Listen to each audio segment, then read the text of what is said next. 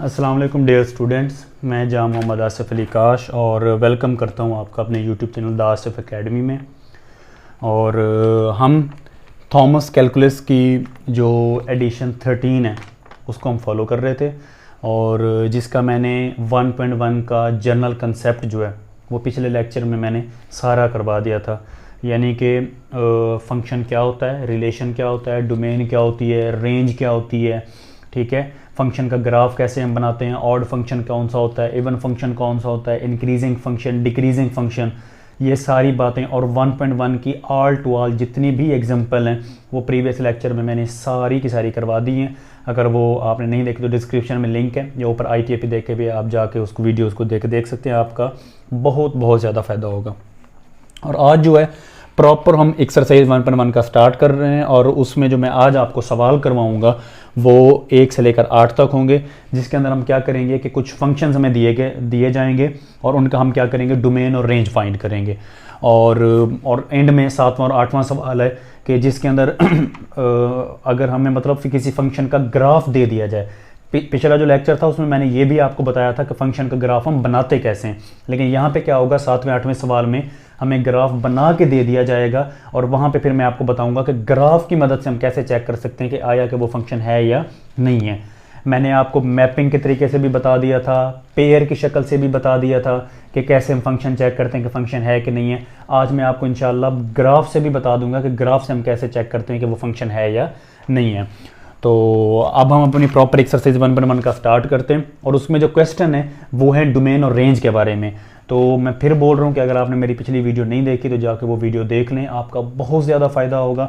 और फिर भी लेकिन मैं छोटा सा आपको एक जनरल कंसेप्ट दे देता हूँ कि डोमेन और रेंज होती क्या है, कि अगर आप मेरी इस वीडियो से वीडियो देख रहे हो तो आपको पता चल जाए कि डोमेन और रेंज होता क्या है। तो पहली चीज़ है जी डोमेन।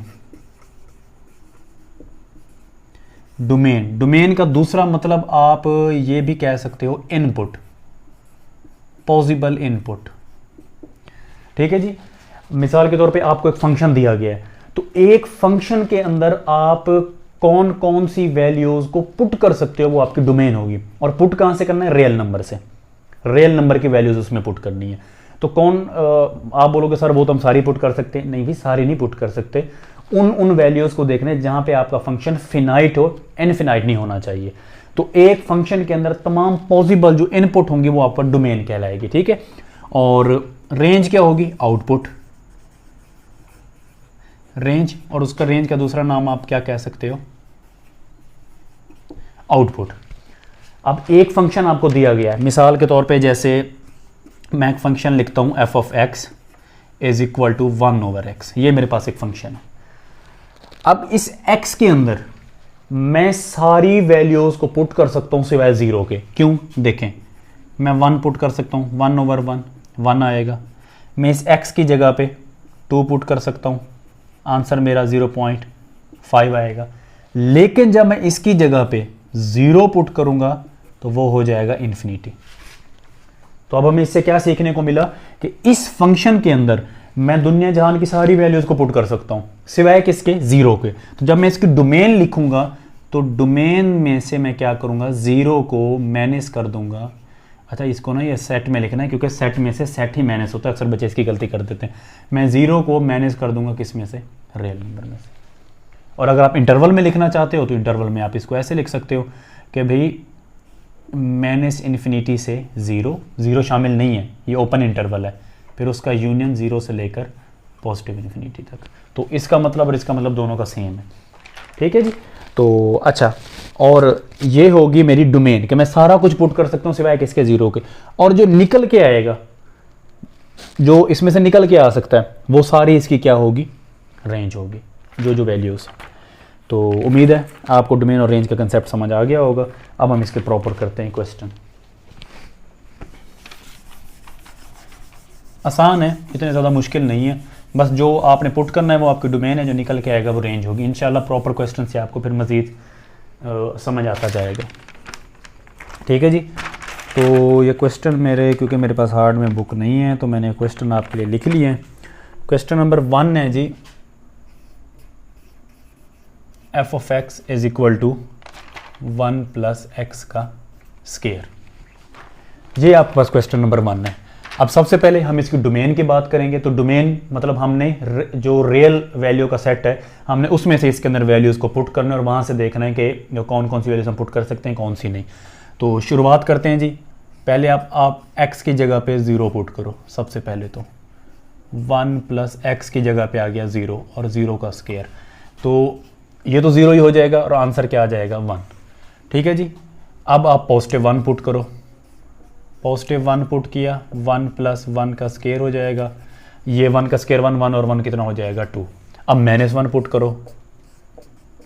-1 + -1 का स्क्वायर और ये हो जाएगा, क्योंकि -1 का स्क्वायर माइनस का स्क्वायर पॉजिटिव होता है, 1 और 1 कितना हो जाएगा 2 हो जाएगा। अब ज़रा, क्योंकि ये 2-3 वैल्यूज़ हमने क्यों पुट की, ताकि हमें आइडिया हो जाए कि किस तरह की हमें आउटपुट मिल रही है। ज़रा ध्यान से देखें कि पुट करने वाली मेरी ये वैल्यूज़ हैं, ये सारी की सारी ये वैल्यूज़ मैंने पुट की हैं। एक दफ़ा मैंने 0 पुट किया, एक दफ़ा मैंने +1 पुट किया, एक दफ़ा मैंने -1 पुट किया। तो मतलब चाहे मैं 0 पुट करूं, चाहे मैं प्लस पुट करूं, चाहे मैं नेगेटिव वाली वैल्यूज़ पुट करूं, जो भी रियल सेट में से मैं इसमें वैल्यूज़ पुट करूंगा, तो ये किसी वैल्यूज़ पे इनफिनाइट नहीं हो रहा, ये मुझे आंसर दे रहा है। तो इसका मतलब है जो इसकी डोमेन होगी इस फंक्शन की, वो पूरे का पूरा रियल नंबर का सेट होगा, पूरा रियल नंबर का सेट, क्योंकि इसमें मैं कुछ भी पुट कर सकता हूं। बट ध्यान से देखें, जब मैंने 0 पुट किया तो मुझे आंसर पॉजिटिव मिला, जब मैंने पॉजिटिव नंबर 1 पुट किया पॉजिटिव आंसर मिला, लेकिन जब मैंने नेगेटिव नंबर पुट किया फिर भी मुझे पॉजिटिव नंबर ही मिला। क्यों? क्योंकि ऊपर स्क्वायर है। तो मतलब पुट तो हम पॉजिटिव नेगेटिव दोनों कर सकते हैं, बट जो निकल के आ रहा है वो ऑलवेज भी शुड बी पॉजिटिव, क्योंकि स्क्वायर है। तो फिर रेंज इसकी क्या होगी? रेंज आपने ये देखना है कि सबसे छोटी वैल्यू कौन सी थी, तो सबसे छोटी वैल्यू कौन सी है? ये 1 आई है, सबसे छोटा आंसर, इससे छोटा नहीं आ सकता। तो फिर हमारी रेंज क्या होगी कि 1 शामिल है, और 1 से लेकर कहां तक? पॉजिटिव इन्फिनिटी तक। 1 इसमें शामिल है, ये गलती नहीं करनी, 1 इसमें शामिल है और इन्फिनिटी तक, क्योंकि आप इसमें पॉजिटिव पुट करो चाहे नेगेटिव पुट, आंसर पॉजिटिव ही आएगा। तो वो हमेशा सबसे कम कितना आ सकता है, क्योंकि सबसे लेस आप 0 पुट कर सकते हो, और 0 जब पुट करोगे तो उस पर भी आंसर क्या आ रहा है? 1 आ रहा है, तो ये 1 से स्टार्ट होगा। अच्छा जी, क्वेश्चन नंबर 2 है f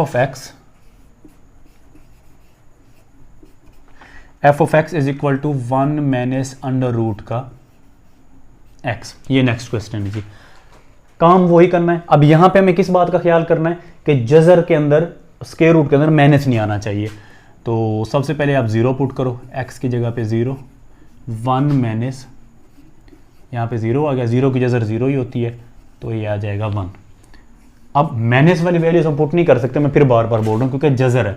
तो आप पहले मैंने 0 पुट किया, अब आप 1 पुट करो। तो 1 पुट करेंगे, 1 माइनस अंडर रूट का 1 आ जाएगा, 1 की जजर 1 होती है और 1 में से 1 गया तो आंसर आ जाएगा 0। अच्छा जी, अब आप इसमें 4 पुट करके देख लो। तो 1 माइनस इसके अंदर पुट किया 4, और 4 की जजर क्या होती है? ये हो जाएगा 1 माइनस 2, 4 की जगह 2 होते हैं, 2 में से 1 गया तो ये हो जाएगा माइनस का 1। अच्छा, अब हम पुट करते हैं 9। मैं वो पुट कर रहा हूँ जिनकी जजर हमें आसानी से मिल जाती है। तो 9 पुट किया तो 1 माइनस जजर में आ जाएगा 9, और 1 माइनस 9 की जजर क्या होती है? 3, और 3 में से 1 गया तो ये आ गया माइनस का 2। अब ज़रा ध्यान से देखें, अब जब हम इसकी डोमेन की बात करेंगे, वैल्यूज पुट करने से ना हमारे लिए आसानी हो जाती है। तो डोमेन का क्या है? पुट। तो पुट इसमें मैं देखें 0 कर सकता हूँ, 1 कर सकता हूँ, 4 कर सकता हूँ, 9 कर सकता हूँ, 2 कर सकता हूँ, 3 कर सकता हूँ, मतलब सबसे छोटी वैल्यू 0।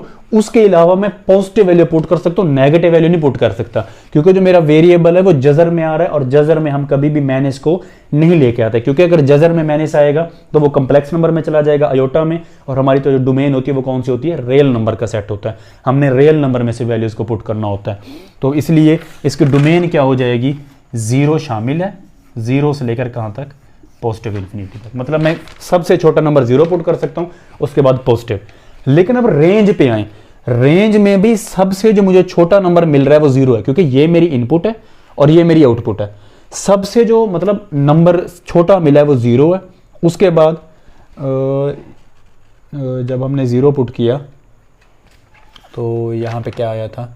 1 आया था पॉजिटिव।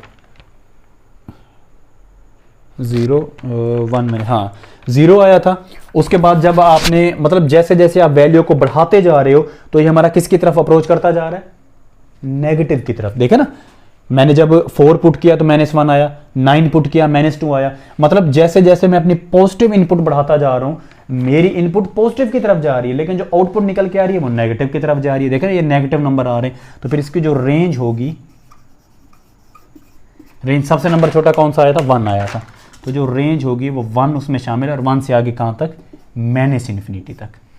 पॉजिटिव इन्फिनिटी तक नहीं, नेगेटिव इन्फिनिटी तक, क्योंकि ये जो वैल्यूज निकल के आ रही हैं ये सारी की सारी नेगेटिव हैं। जैसे जैसे आप पॉजिटिव वैल्यू बढ़ाते जाओगे, क्योंकि वो इधर वैल्यू बढ़ती जाएगी, ये वैल्यू क्योंकि 1 तो छोटा है वो वैल्यू इससे बड़ी आएगी, तो हमेशा जो आंसर आएगा वो नेगेटिव में आएगा। अच्छा जी, नेक्स्ट है question number 3।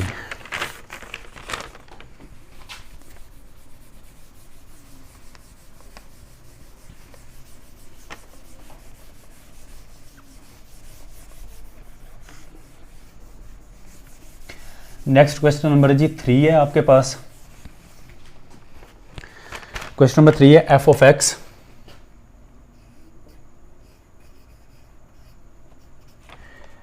x is equal to square root, यहां पे फिर स्क्वायर रूट आ गया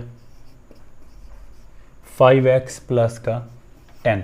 अच्छा जी देखें, ये फिर से किस में आ गया, स्क्वायर रूट में।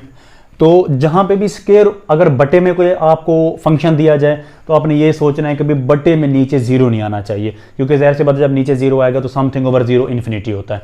और अगर आपके पास स्क्वायर रूट आ जाए तो फिर इस यहाँ पे आपने इस बात का ख्याल रखना है कि इसके अंदर माइनस नहीं आना चाहिए। तो फिर इसका तरीका क्या है, सिंपल सी बात है कि ये जो 5x है जब स्क्वायर रूट में दिया जाए ना, उसके अंदर जो भी वैल्यूज हो आपने उसको ग्रेटर देन और इक्वल टू 0 पुट कर देना है कि भाई जो स्क्वायर रूट के वैल्यू है या तो वो 0 के बराबर होनी चाहिए, क्योंकि स्क्वायर रूट में 0 आ सकता है उसकी कोई टेंशन नहीं, नेगेटिव नहीं आना चाहिए, और या फिर 0 से क्या होना चाहिए, बड़ी वैल्यू होनी चाहिए। तो और अक्सर बच्चे गलती पता है क्या करते हैं, वो कहते हैं 10 यहाँ पे प्लस का उधर जाकर माइनस का हो गया। तो वो तब होता है मेरे भाई जब इक्वेशन हो, इक्वेशन मतलब जब दरमियान में बराबर हो, उसका मतलब ये होता है कि भाई दोनों पलड़े आपस में बराबर होते हैं। लेकिन यहाँ पे हम ऐसा नहीं कर सकते, तो हम क्या करेंगे, 10 को दोनों साइडों पे माइनस करवा देंगे। तो इधर जब माइनस करवाएंगे तो यहाँ पे इससे कट जाएगा और इधर आ जाएगा माइनस का 10। अब 5 दोनों साइडों पे तकसीम करवा दें, इधर करवाएंगे तो अकेला x आ जाएगा, इधर करवा देंगे तो आ जाएगा माइनस का 2। ठीक है जी, 5 को जब दोनों साइडों पे, तो मतलब अब ये किस किस पे वैलिड है कि या तो -2 हम पुट करें तो हमें आंसर मिलेगा, या फिर -2 से x क्या होना चाहिए, बड़ा होना चाहिए। देखें ना मुंह इस तरफ खुला है, तो इसका क्या मतलब है कि जो x है वो या तो -2 के बराबर हो या इससे बड़ा हो, तो फिर वो क्या होता जाएगा, हमें फिनाइट आंसर देता जाएगा। जैसे आप -2 इसमें पुट करके देख भी लें चाहे, जब हम -2 पुट करेंगे तो ये हो जाएगा 5 -2 प्लस का 10, तो ये हो जाएगा -10 और प्लस का 10, तो आंसर हमारा क्या आएगा, 0, क्योंकि 0 की जगह 0 ही होती है। तो मतलब -2 मैं पुट कर सकता हूँ और -2 से नीचे नहीं जा सकता, क्योंकि जब नीचे जाऊंगा तो फिर उसके अंदर माइनस आ जाएगा। ऊपर भी मैं जा सकता हूँ, तो फिर इसकी सिंपली डोमेन क्या बनेगी, डोमेन इसकी बनेगी -2 शामिल है और कहां तक, पॉजिटिव इन्फिनिटी तक, -2 से लेकर पॉजिटिव इन्फिनिटी तक, ये इसकी डोमेन हो गई। और रेंज, ज़ाहिर सी बात है रेंज आपने ये देखना है कि सबसे छोटी वैल्यू कौन सी आ सकती है। तो जब आप -2 पुट करोगे, आपने जब रेंज देखनी है ना तो वैल्यूज पुट डोमेन से ही करनी है। तो जब आप -2 पुट करोगे तो आंसर क्या मिल रहा था, 0 मिल रहा था। तो मतलब 0 से लेकर आगे पॉजिटिव आंसर आपको मिलते जाएंगे। तो ये 0 और कहां तक, पॉजिटिव इन्फिनिटी तक, ये इसकी क्या होगी, रेंज होगी जी। अच्छा, नेक्स्ट क्वेश्चन है, ये थोड़ा सा आपने इसको ध्यान से समझना है। ये जी f of x is equal to under root, अब यहाँ पे x का स्केयर आ गया जी, x का स्केयर माइनस का 3x। ठीक है, वेरी सिंपल है, परेशान नहीं होना। तो वही काम वही करना है, जब स्क्वायर रूट हो तो आपने क्या करना है कि भाई जो स्क्वायर रूट के अंदर जो भी रकम हो आपने उसको लिख देना है ग्रेटर देन इक्वल टू 0 को। भाई जो अंदर स्क्वायर रूट के अंदर वैल्यू है वो या तो 0 के बराबर होनी चाहिए या 0 से बड़ी होनी चाहिए। अब इसको देखकर मैं ऐसे नहीं सॉल्व कर सकता, तो मैं फिर क्या करूंगा, अगर आपने मेरी वीडियो 10th क्लास की मैथ की वीडियो है जिसमें मैंने आपको कंप्लीटिंग स्क्वायर बनाना सिखाया हुआ है कि कंप्लीटिंग स्क्वायर कैसे बनता है, तो वो वीडियो भी अगर आप देखना चाहें तो आप देख लें। तो मैं क्या करूंगा, इसको स्क्वायर बना लेता हूं ताकि फ़ायदा हो जाए। तो प्लस 3/2 का स्क्वायर इधर भी जमा करवा दूंगा और 3/2 का स्क्वायर इधर भी क्या करवा दूंगा, जमा करवा दूंगा दोनों साइडों पे, इधर भी जमा करवा दे उधर भी जमा करवा दे। अब मेरे पास ये पूरा बन गया फार्मूला, तो ये हो जाएगा x - 3/2 का होल स्क्वायर। वही बोल रहा हूँ कि ये कैसे आया, तो अगर आपको नहीं समझ आया तो आप मेरी 10th क्लास की मैथ की वीडियो देख लें, पहले चैप्टर की। और ये भी क्या हो गया 3/2 का स्क्वायर। अच्छा सर आप ध्यान से देखें, अगर मैं इसको बार बार स्क्वायर स्क्वायर लिखता रहूं उससे अच्छी बात नहीं कि मैं इसका मॉड लिख दूं, एब्सोल्यूट वैल्यू, क्योंकि -2 का जो मॉड होगा वो भी क्या होगा +2, क्योंकि जो मॉड होता है वो नेगेटिव को हमेशा क्या कर देता है पॉजिटिव। और सेम उसी तरीके से अगर -2 का स्क्वायर हो तो वो भी क्या आएगा 4 आएगा, क्योंकि मॉड का मतलब है नेगेटिव को पॉजिटिव करना, स्क्वायर का मतलब ये नेगेटिव को पॉजिटिव करना, तो बात तो सेम ही है। तो मैं फिर क्या करता हूँ, इस स्क्वायर की जगह पे मैं मॉड लिख देता हूँ, s - 3/2 का मॉड यहाँ पे भी और 3/2, ये मैंने मॉड डाल दिया जी, ताकि ये जो मॉड हो वो उसको पॉजिटिव वैल्यू दे। अब यहाँ से अब मॉड की डेफिनेशन क्या होती है कि मिसाल के तौर पे अगर मैं यहाँ पे लिख दूँ ना, जैसे मैंने आपके लिए एक एग्जांपल लिखी भी थी, हाँ x, अगर मैं यहाँ पे लिख दूँ भी x का मॉड > a, तो फिर इसका मतलब क्या होगा कि या तो x छोटा होगा -a से, या फिर जो x है वो बड़ा होगा a से, ठीक है। यानी कि अगर जब x का मॉड खत्म करोगे, अगर यहाँ पे a की जगह पे कोई भी कांस्टेंट वैल्यू हो सकती है, तो या तो जो x होगा वो -a से छोटा होगा, या जो फिर x होगा वो a से बड़ा होगा। तो सेम अगर यही डेफिनेशन मैं यहाँ पे अप्लाई करूँ तो फिर क्या होगा कि -3/2 बड़ा होगा किससे, x - 3/2 से, इस पूरी वैल्यू से, या फिर क्या होगा कि x - 3/2 बड़ा होगा किससे 3/2 से, ये चीज़ होगी। अब यहाँ से भी x की वैल्यू निकाल लें, यहाँ से भी x की वैल्यू निकालें। यहाँ से अगर मुझे x की वैल्यू चाहिए तो इस 3/2 को ख़त्म करना पड़ेगा, इसको भी और इसको भी। तो 3/2 ये माइनस के मैं दोनों साइडों पे 3/2 प्लस करवा देता हूँ, 3/2 प्लस करवा देता हूँ। तो इधर भी अगर मैं 3/2 प्लस करवाऊंगा तो ये क्या हो जाएगा 0, क्योंकि ये माइनस का और 3/2 जो मैं प्लस करवा रहा हूँ, इधर भी करवाऊंगा तो ये क्या हो जाएगा 0। एक x की वैल्यू ये मिल गई, यहाँ पे भी मुझे x चाहिए तो मैं क्या करूंगा 3/2 को दोनों साइडों पे प्लस करवा दूंगा। जब इस साइड पे 3/2 को प्लस करवाऊंगा तो ये माइनस का और वो प्लस का कट जाएगा। जब इस साइड पे करवाऊंगा तो 3/2 प्लस 3/2, इसका आप एलसीएम लोगे तो जब नीचे वाली रकम सेम हो तो एक दफ़ा, ऊपर वाली वैसी की वैसी आ जाती है। 3 और 3 6 को 2 पे तकसीम करेंगे तो आपके पास आ जाएगा 3। ये दो आंसर मिल गए, ठीक है जी। तो मतलब आप इसको इंटरवल की मदद में कैसे लिख सकते हो कि -∞ से डोमेन इसकी कहाँ तक जाएगी 0 तक, और 0 शामिल है, और फिर यूनियन, और फिर +3 से लेकर +∞ तक, ये आगे जी इसकी डोमेन। मतलब ये वैल्यूज़ आप इसके अंदर क्या कर सकते हो, सब्स्टिट्यूट कर सकते हो, डोमेन है।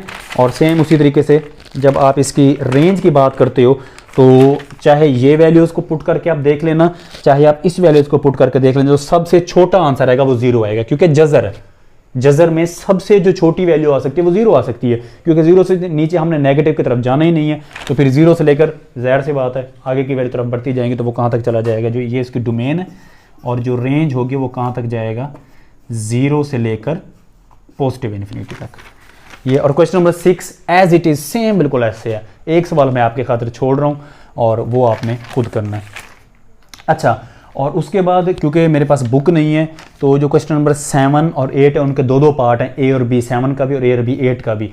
तो वो चारों पार्ट इस बारे में है कि भाई आप ग्राफ हमें दिया जाएगा और वो कहते हैं कि भाई ये बताएं कि क्या ये फंक्शन है या नहीं है। तो मैं फिर बोल रहा हूँ कि पेयर में कैसे चेक करते हैं फंक्शन है या नहीं, मैक्सिमम में कैसे चेक करते हैं, वो सारी मैंने प्रीवियस लेक्चर में मैंने बताया हुआ है। और अब मैं आपको ये बताऊंगा कि ग्राफ की मदद से हम कैसे चेक करते हैं कि ये फंक्शन है या नहीं है।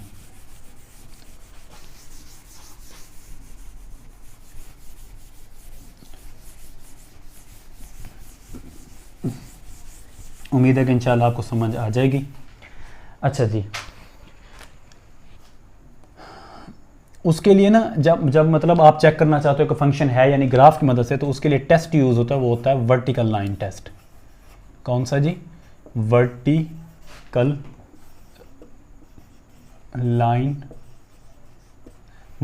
लाइन टेस्ट, ये टेस्ट होता है। अब ज़ाहिर सी बात है ये जो सीधी लाइन होती है वर्टिकल होती है, जो ऐसे लाइन होती है वो हॉरिजॉन्टल होती है। तो मैं आपके लिए ग्राफ बनाता हूँ। मिसाल के तौर पे मैंने ग्राफ बनाया, ये ग्राफ, सर्कल का। अब वर्टिकल लाइन हमें क्या कहती है? वर्टिकल लाइन कहती है कि अगर आपके पास कोई भी ग्राफ गिवन है, कोई भी ग्राफ गिवन है, तो आपने एक वर्टिकल लाइन उस पर ड्रा करनी है। अगर वो लाइन 2 पॉइंट पे ग्राफ के टच करे तो वो फंक्शन नहीं होगा। अगर वो लाइन ग्राफ के 2 पॉइंट पे टच करती है तो वो ग्राफ नहीं, वो फंक्शन का ग्राफ नहीं होगा, वो किसी रिलेशन का ग्राफ होगा। और सेम अगर आप वर्टिकल लाइन खींचते हो और वो सिर्फ 1 पॉइंट पे टच करती है तो वो किस चीज़ का ग्राफ होगा? फंक्शन का। अब जरा देखें, मैं यहाँ पे इसके ऊपर वर्टिकल लाइन खींचता हूँ, ये मैंने वर्टिकल लाइन खींची है। अब देखें, अच्छा इस पॉइंट को नहीं देखना, ये तो कोऑर्डिनेट है ना, ये तो रेक्टेंगुलर, इसको नहीं देखना, आपने ग्राफ को देखना। ये ग्राफ है तो देखें, एक इस पॉइंट पे टच कर रही है, एक इस पॉइंट पे टच कर रही है, मतलब मोर देन 1 पॉइंट, एक पॉइंट से ज़्यादा पॉइंट पे टच कर रही है, तो ये फिर फंक्शन हमारे पास नहीं होगा। सेम उसी तरीके से मैं एक और बनाता हूँ, और वो मैं बनाता हूँ पैराबोला का। ये मेरे पास ये एक पैराबोला है। अब इस पे अगर मैं लाइन चाहे यहाँ पे करूँ, यहाँ पे करूँ, यहाँ पे करूँ, जहाँ पे भी खींचूँ, देखो ये हर लाइन सिर्फ 1 पॉइंट पे टच कर रही है, तो ये मेरे पास किस चीज़ का ग्राफ है जी? फंक्शन का ग्राफ है। एक और ग्राफ बना लेते हैं यहाँ पे, मैं यहाँ पे ग्राफ बना लेता हूँ ऐसे, ये कोई भी एक रैंडमली ग्राफ है। तो यहाँ पे भी देखें, जितनी भी आप वर्टिकल लाइनें खींचेंगी वो सिर्फ 1 पॉइंट पे टच कर रही हैं, तो ये भी हमारे पास किस चीज़ का? फंक्शन का ग्राफ है। तो आई होप के डोमेन रेंज किसी फंक्शन की कैसे चेक करते हैं आपको समझ आ गया होगा। और चैनल, अगर आप न्यू हैं तो चैनल को सब्सक्राइब करें अपने कमज़ोर दोस्तों के साथ, क्योंकि मैं एक एक चीज़ आपके लिए एक्सप्लेन कर रहा हूँ। तो जो आपके दोस्त हैं जो कमज़ोर हैं, जिनकी मैथ वीक है, बायो वीक है, उनके साथ लाजमी शेयर करें। ये हमारे लिए बहुत हौसला अफजाई की बात होती है। बहुत शुक्रिया, मेहनत करें, पढ़ते रहें और अपने मुल्क का नाम रोशन करें। अल्लाह हाफ़िज़।